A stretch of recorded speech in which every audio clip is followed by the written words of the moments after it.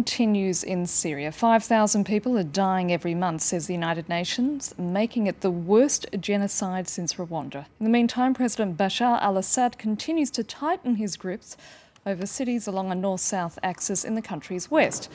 This as the rebel movement is becoming increasingly fractious, along with an escalating power struggle between the moderates and hardline Islamists. And all of this is feeding into concerns that if Washington and its allies were to arm the rebels, where would those arms end up? So, whatever happened to the Geneva Peace Conference, it does seem that the prospects for peace are dimming by the second. Joining me to discuss this here in the studio is William Jordan, a former US State Department official based in Damascus. Oleg Kobtzeff, a Russia specialist from the American University of Paris. From Beirut, Martin CHULOV, the Guardian's Middle East correspondent, who's been in and out of Syria on numerous occasions in the last 2 years. And from Washington, Majid RAFIZADEH, a Syrian Iranian political analyst and lecturer at Oxford University. I'd like to thank all of those gentlemen for being with us. And before we do get started, I'm going to remind you, the viewer, that is, that you can also tell us what you think via Twitter. Just use the hashtag F24Debate. First of all, William, the longer this plays out, the greater danger there is of a regional war. Now, you know, in recent days, there's been reports of Israel embarking on yet another airstrike against, you know, what's believed to be anti-ship missiles made by Russia. You've got, yet even today, a roadside explosion in Lebanon. I mean, there's extraordinary danger, and that continues to increase, doesn't it? Well, it's been a regional conflict for a while, and I mean, you mentioned Lebanon. I mean, it's the connections between Syria and Lebanon are such that almost from the day the civil war basically became a civil war in Syria, the Lebanese have been involved, whether they wanted to be or not. Israel's involvement, as you pointed out, tends to be somewhat specific. You've had situations involving border crossings along the Golan Heights, rebel activity up there, taking over from Syrian army, and then Israeli concerns, justifiable, I think, about Russian and other advanced weapons that might be introduced into Syria that could one way or another be brought into play, possibly against Israel. You know, but you didn't mention Iraq. I mean, there's the Iraqi aspect of this, and all of these claims that the Islamic State of Iraq, the Al-Qaeda affiliate there, is sending weapons and people into Syria. Even now, a discussion about the Taliban from Pakistan. But it's sort of sporadic sort of hotspots here and there. You know, I'm talking about a much more general regional war. I think that what we're seeing now is what we're likely to continue to see unless, and Oleg brought up Turkey, unless there's some sort of an incident either along the Turkish border or involving Jordan. I mean, we have had, the other big flashpoint, of course, is Lebanon, because Hezbollah's involvement gives a pretext, as if they really need it, in Lebanon to anti-Hezbollahi forces in Lebanon stirring up things inside of Lebanon. And if I'm not mistaken, Lebanon's internal political situation is still highly unresolved in terms of the appointment and installation of a new government, a permanent government. So, you know, yeah, I mean, I think it's going to rumble along like this for a while with sporadic flashpoints. I don't see, absent some currently unforeseeable but always possible situation that causes Turkey or another outside power to come in. And one scary dimension is that we always talk about arms in strategic terms. The problem is also commercial, is that there are people out there who have pretty much been put out of business by the end of the Cold War, but who need to sell arms. And that is essentially Russia, China, the United States, France, Great Britain, and several other countries and several other multinational corporations. And we have to realize also is that the more there is conflict, the more there is risk of conflict, You have mentioned a few potential hotspots, and there could be worse. You mentioned Jordan. There could be an Arab Spring in Jordan, And I'm afraid, the anytime. Jordanians are very concerned about blowback, Yes. aren't they? And, or there could be an Arab Spring in Turkey as well. We've seen maybe not the beginning of that, but a little embryo of instability in Turkey, what was going on Taksim Square recently. And we have to realize that although diplomats are afraid of this, whether it's in the White House or in the Kremlin, there are others who are rubbing their hands because this is business. So I think this also has to be very clearly stated. It's very politically incorrect to mention this, but there are commercial interests out there that need conflict. At this point, then we bring in Martin CHULOV from Beirut. Obviously, where you are, Martin, there's a great concern about spillover into Lebanon, and we've already seen examples of that, haven't we? Absolutely, and I would say that the strategic dimensions of what is taking place in Syria simply cannot be overstated. At one level, we're looking for the battle for a destiny of a nation state.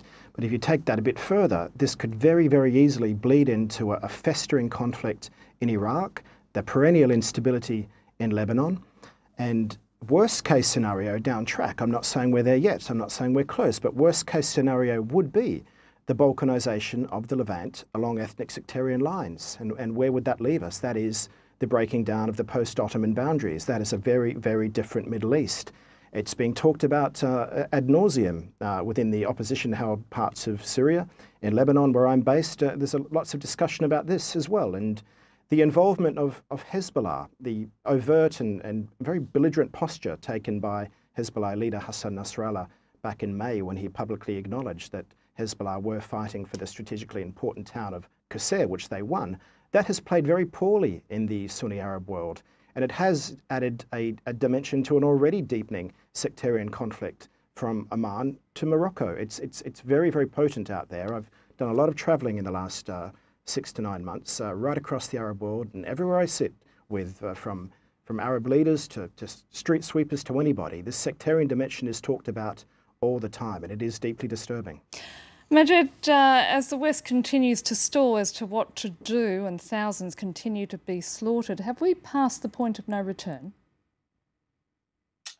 No, I don't think so. I think there are some still policy recommendations that can help. But if you allow me just, Annette, add one point to the previous question and what your other guest suggested. I think the notion of regional configuration, Syria turned into a regional configuration in the sense that there will be conventional war between all different states in the region. I think it's a little overstated, and it doesn't stand up against the historic evidence of countries which have gone through civil war.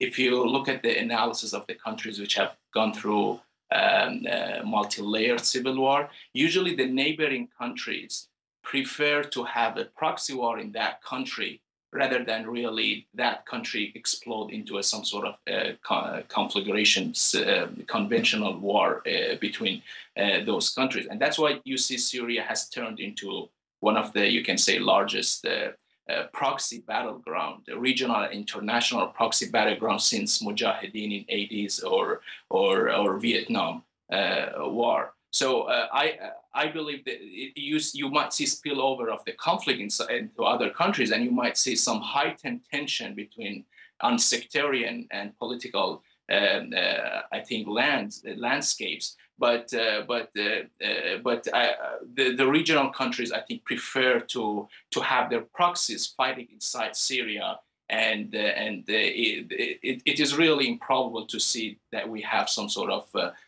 conventional war in Syria, in Middle East or in the region. But concerning your second question, I think there are some still policy recommendations, but I don't think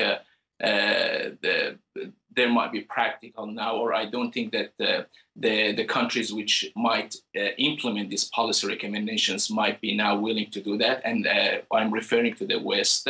I think to stop the violence in Syria, at this point, we really need a military threat against Assad regime. Otherwise, the balance of power is not going to shift inside the country. There should be some, I'm not talking about intervening in Syria, but what I'm saying is that there should be some serious military threat that change the calculation of Assad. Assad has been witnessing that there is some reluctance in the West, and it is very vivid and obvious that they really don't want to get involved in this crisis. Majid, what you're saying is Assad is capitalizing on that, and as a result, he's strengthening his grip. Right. I mean,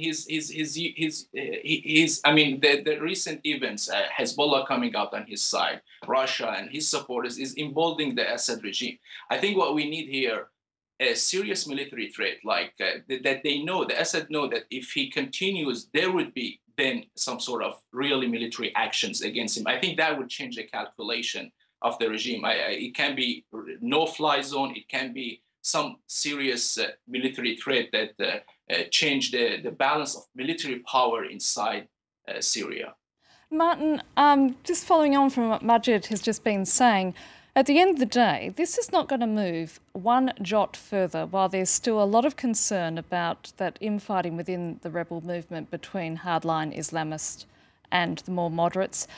Is it possible for Syria's rebels to break the nexus with those jihadists? Well, they're certainly trying to do that. Ever since they first came into the country, which was about this time a year ago, it was the start of last Ramadan when we first started to see them in and around Aleppo. Before that, their presence was absolutely insignificant. But now they are a sizable minority, a formidable fighting force.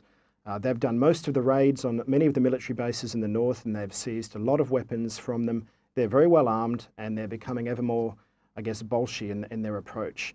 The mainstream group's reaction to them had been, firstly, they treated them as I guess, wayfarers or brothers who were looking to come and help them, and they were beholden culturally to take them in because they were there to fight for them.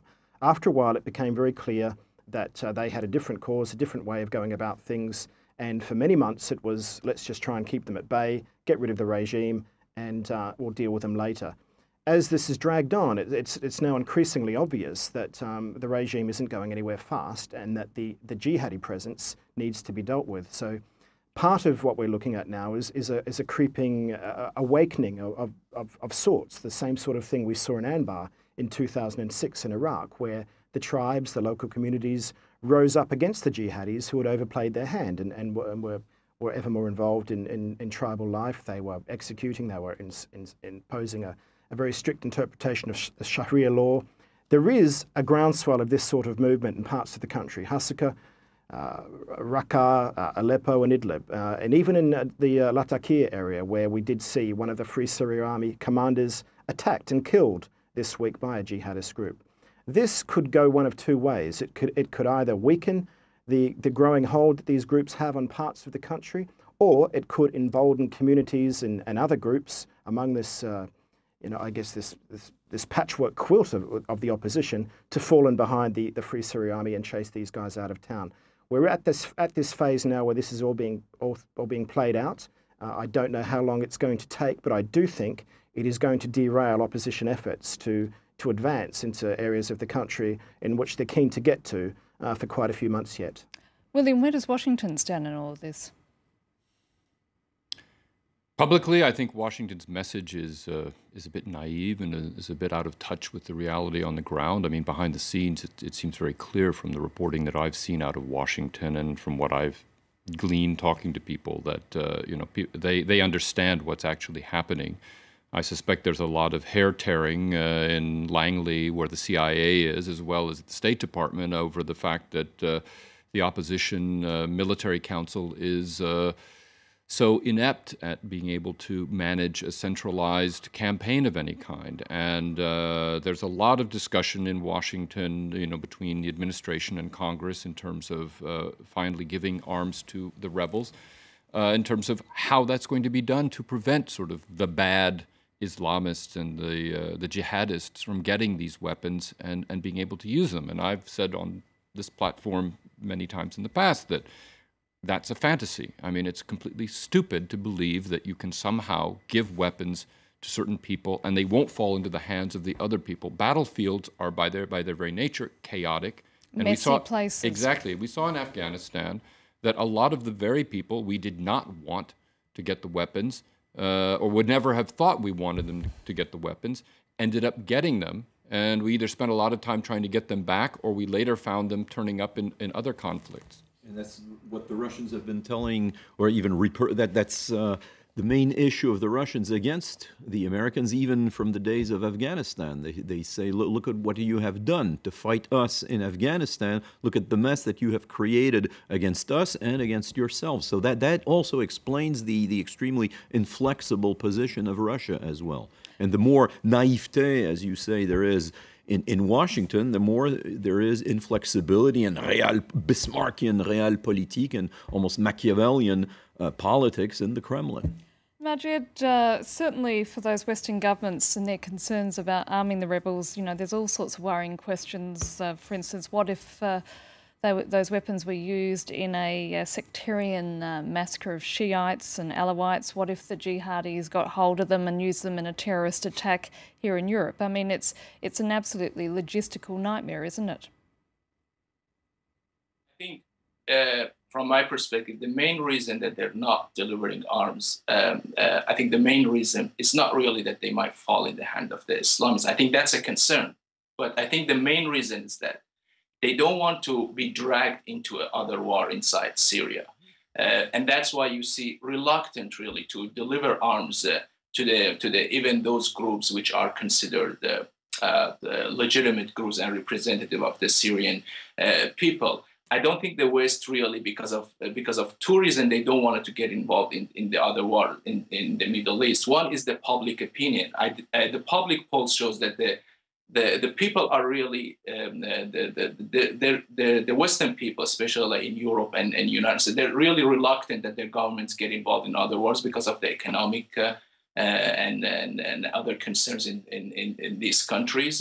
And they even when you look at the donations, I mean, the people has been less willing to donate in the West for the Syrian crisis compared to the previous crisis with the same character. And I think the Iraq and Afghanistan war, I think, were lessons for the United States and West that prevent them really to get involved inside Syria, because if they arm the rebels, then we have direct involvement for other actors. I mean, they're like Russia and Iran. They are involved, but I think we will see more robust involvement inside Syria. And when we have different other actors which will be dragged into the conflict in Syria, and I think that's the primary reason that they've been not willing to deliver arms to the rebels. Martin, while there's still no official arming of the rebels, I mean, the reality is there's a lot going on in secret, isn't there? I mean, for instance, you've got that US program which has been training rebels for the last few months. But from where you are, what sort of level of support is Washington and its allies actually giving the rebels on the ground at the moment? Yeah, it's an interesting one. Over the last 18 months or so, there have been weapons getting in, primarily from the north. They were Qatari weapons mainly, some Saudi, but mostly Qatari, and they were light battlefield weapons. They were Kalashnikovs, ammunition, RPGs, enough to keep the battle going, but not enough to win the war. And that was always the paradox. We used to see these weapons runs coming into Aleppo when all seemed to be lost on a certain front. All of a sudden, a few Utes would turn up with 10,000 rounds of ammunition, and they'd come across the border from Turkey. So there are significant stores of weapons in Turkey, but there are very clear checks and balances on where they go and how many are let in at a certain time. That said, I've had discussions with the Qataris in recent weeks, and they have said that they want to bring this to an end as soon as they possibly can. They have all, them and the Saudis, and to some extent the Turks, they've been waiting for the Americans to take the lead. And they now know that that isn't going to happen, certainly not in the short term, and that they do feel as though they need to bring this to a head in some way, shape or form. So there have been some new weapons getting in, some heavier weapons as well. From Jordan, the Saudis have sent 2 or 3 significant supply runs of buildings that can't take down, of weapons that can't take down planes, but they can destroy tanks, they can destroy buildings.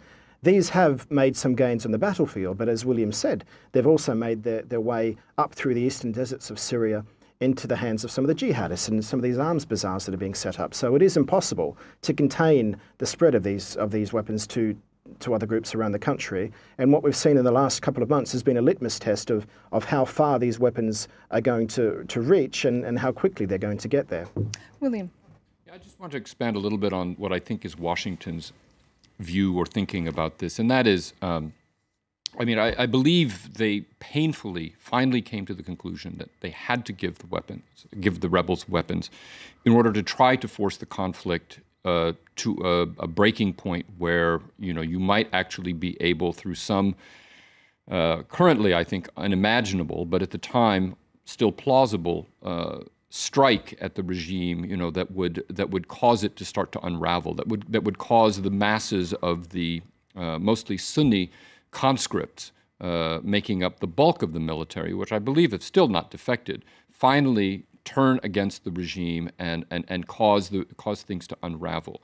I still think that Washington believes that this can happen and wants to figure out how to get weapons and better weapons into the... Is it naive thinking on the part of Washington, though? Well, here's the naive part. I think the calculation is still arguable, but somewhat valid.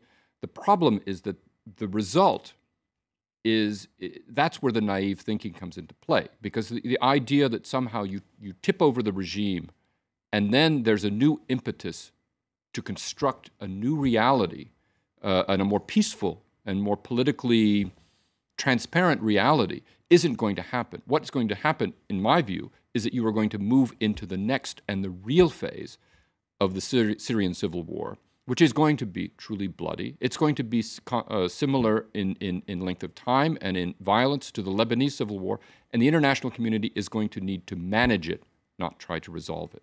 William, I'm just going to have to leave it there because some of you might be wondering where François Picard, who normally hosts this program, is. I can now reveal that he's in Egypt for a special edition of the debate that's going to be broadcast tomorrow, and he joins me from Cairo.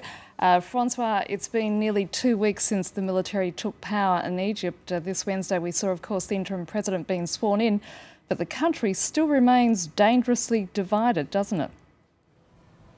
It does. I was just listening to your guest there a moment ago, Annette, and whereas in Syria we're talking about sectarianism and a complicated patchwork, here 90% of the people are Sunni Muslims. We've just, in fact, broken the fast. It's the month of Ramadan here.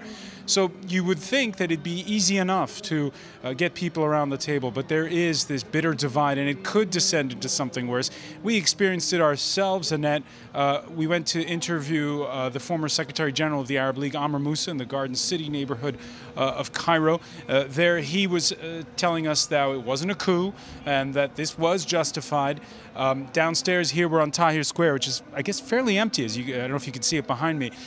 There the banners read "No to Terrorism," and there are posters of General Sisi, the defense minister, who's been named deputy prime minister this Tuesday.